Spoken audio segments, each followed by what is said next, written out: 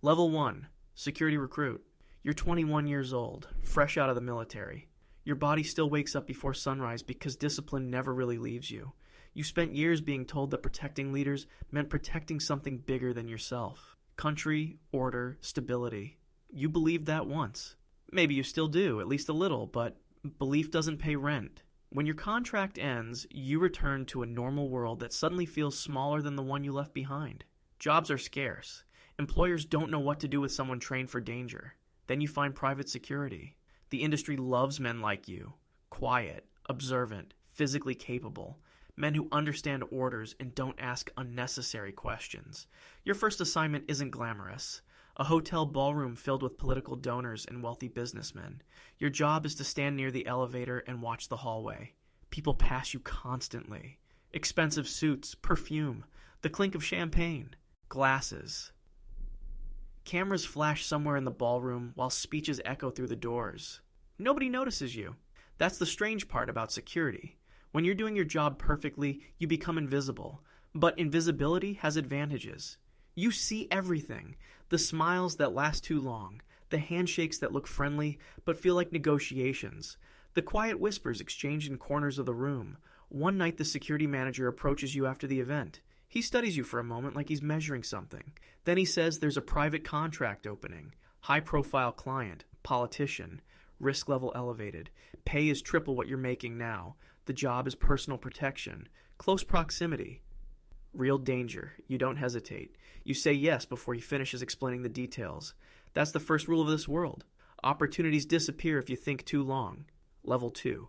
Close protection officer. You're 24 now, 3 years into the job. You've learned that personal. Security is less about strength and more about awareness.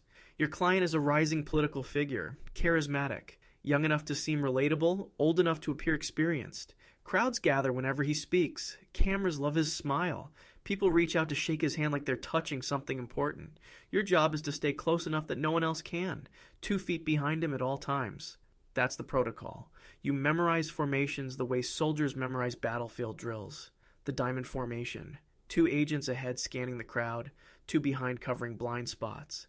The principal in the center, shielded by bodies willing to take a bullet. You learn to scan faces constantly. Hands, waistlines, eye movements. Someone moving too fast through a crowd. Someone standing too still. Someone watching the politician with the wrong kind of intensity. Your hand rests naturally near the concealed pistol under your jacket. Not gripping it, just aware of it. Ready. The first time. Someone pushes too aggressively through a rally crowd. Your instincts take control before your thoughts catch up. Your body moves between the stranger and the politician. Your arm blocks his path. Another agent steps forward. The man turns out to be harmless. Just excited. But afterward, the politician pats your shoulder like you saved his life. Calls you a good man. The praise is casual, but it lands deep. Respect feels good when it comes from powerful people. Level 3. The private side of power. You're 26 now. 2 years of constant proximity changes your perspective. The public version of a politician is clean and polished. Cameras see speeches, handshakes, carefully rehearsed promises. But you're never around cameras. You're present for the other moments, the quiet hours, the private meetings, the real conversations that shape everything. You stand outside doors while powerful men negotiate the future of entire neighborhoods.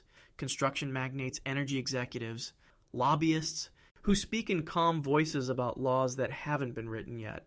One night, you're stationed outside a hotel suite during a meeting that runs late into the evening. The hallway smells faintly like expensive whiskey and carpet cleaner. The door isn't fully closed. Voices slip through the gap.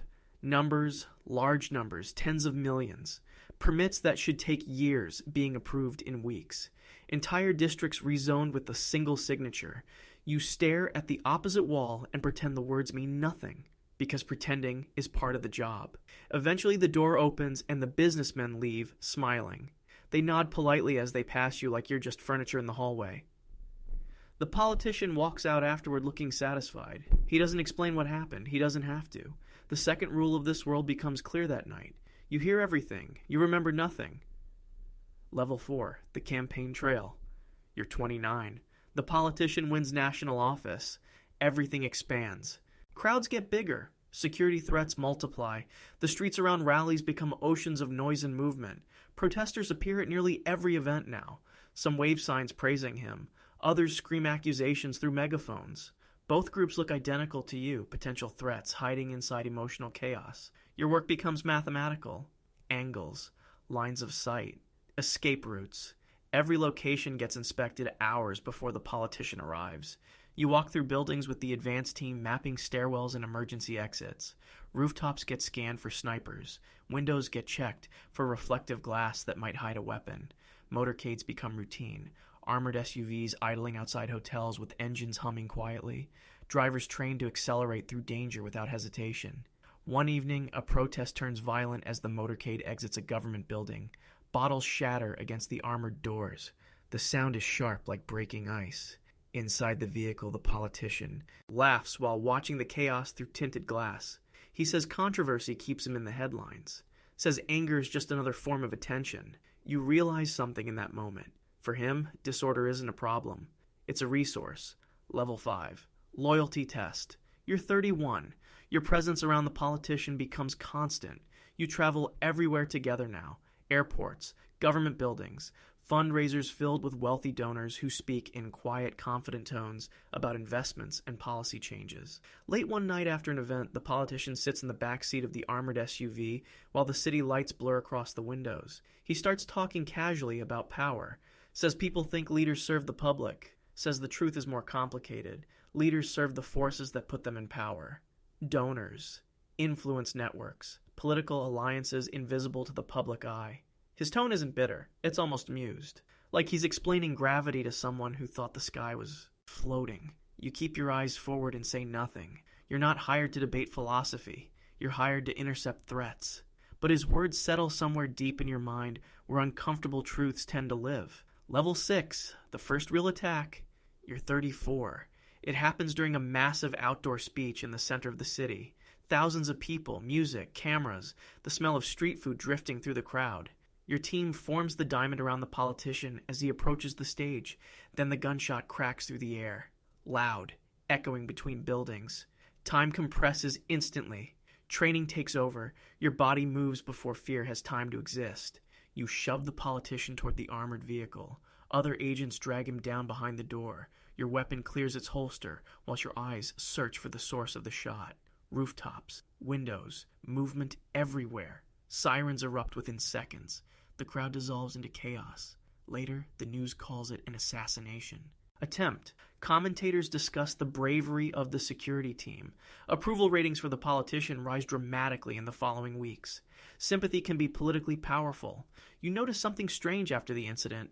The politician begins scheduling more public appearances than ever. Level 7. Doubt grows quietly. You're 36.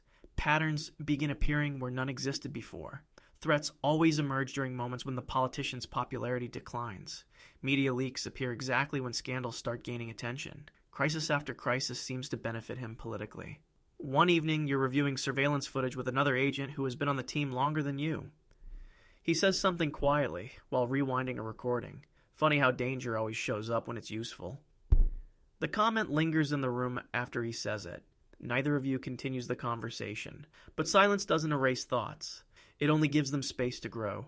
Level 8. The cost of proximity. You're 38. Your personal life barely exists anymore. Birthdays missed, holidays spent inside armored vehicles. Conversations with your family reduced to brief phone calls between flights.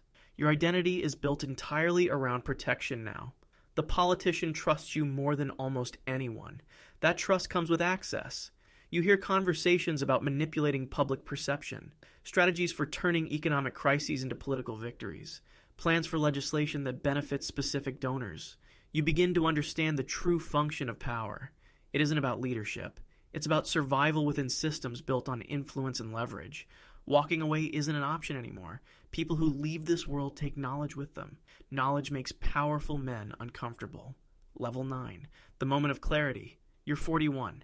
A strategy meeting takes place behind closed doors during a period of civil unrest. Riots have erupted in several districts after controversial policy announcements. Advisors argue about how to calm the situation, deploy police, offer concessions, change messaging. The politician listens quietly while the room debates. Then he says something that silences everyone. Let it escalate. He explains calmly that fear and instability will justify emergency powers. Stronger authority. Expanded control. His advisors begin outlining strategies immediately. Public statements, security responses, media narratives. You stand by the door watching the process unfold like a machine starting up. That's the moment when everything becomes clear. The greatest threats you ever trained for were never external enemies. They were decisions made in rooms where morality is negotiable. Level 10. The realization. You're 45, 2 decades of service, thousands of miles traveled, hundreds of threats neutralized. You've stood between one man and danger more times than you can count. One night, the motorcade glides through the city under streetlights, reflecting off wet pavement. Inside the vehicle, the politician discusses another deal with someone on the phone, another negotiation shaping the future of people who will never know his name. You watch the lights blur across the window and understand something simple. You never protected ideals. You never protected democracy. You protected power. And power survives by placing other people in front of the consequences it creates. The vehicle stops. Doors unlock. Like always, you step out first. Your eyes scan the street, rooftops, shadows, movement. Your hand rests near your jacket where the pistol waits. Because the truth doesn't change the rules of survival. In this world, the only thing that matters is standing in the right place when the bullet finally comes.